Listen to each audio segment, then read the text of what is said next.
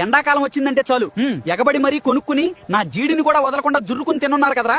మామిడి పండ్లను మేసే వాళ్ళకి దిమ్మ తిరిగే నిజం ఒకటి చెప్తాను వినండి. కల్తీ రాయుళ్లు లాభాల కోసం కక్కుర్తి పడియా పసివాడిలా పచ్చగా ఉన్న నన్ను తీసుకొచ్చి నా కింద కాల్షియం కార్బైడ్ రాళ్లు పెట్టి రాత్రికి రాత్రే పిందెని కాస్త పండుని చేస్తున్నారు. కెమికల్స్ తో పండిన నన్ను తిన్నారో మీకు వాంతులు మోషన్స్ గ్యారంటీ. మరి నేను కల్తీ కనకరాజును లేక నేచురల్ నాగరాజును ఎలా కనిపెట్టాలో చెప్తా వినండి. కెమికల్స్ తో పండితే ఒక్క మచ్చ లేకుండా శ్రీలీల లాగా నిగనిగలాడతా. అదే నేచురల్ గా పండితే కాస్త పచ్చగా కాస్త పసుపుగా ఉండి నల్ల మచ్చలతో నాటుగా కనిపిస్తా.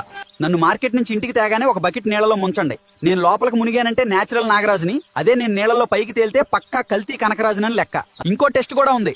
బేకింగ్ సోడా కలిపి నీళ్లు నన్ను వేసి కడిగినప్పుడు నా ఒరిజినల్ కలర్ పోయి రంగు మారిందనుకో నేను పక్కా కల్తీ కనకరాజుని. నన్ను తినకండి. ఎండలకి నన్ను బాగా ఎక్కువగా తిన్నారంటే వేడి గుల్లలు మీ పిర్రల మీద పకోడీల్లా పొంగిపోతాయి. ఆ తర్వాత కూర్చోలేరు పడుకోలేరు. కాస్త చూసుకొని తినండి. సరే గాని మీరు కొన్న పండ్లు కల్తీ కనకరాజో లేక నేచురల్ నాగరాజో కింద కామెంట్స్ లో చెప్పండి. అలాగే మన ఏఐ టాక్స్ ఛానల్లోకి ఒకసారి తొంగి చూడండి. కంటెంట్ లో దమ్ముందనిపిస్తేనే ఫాలో కొట్టండి. Download ShareChat.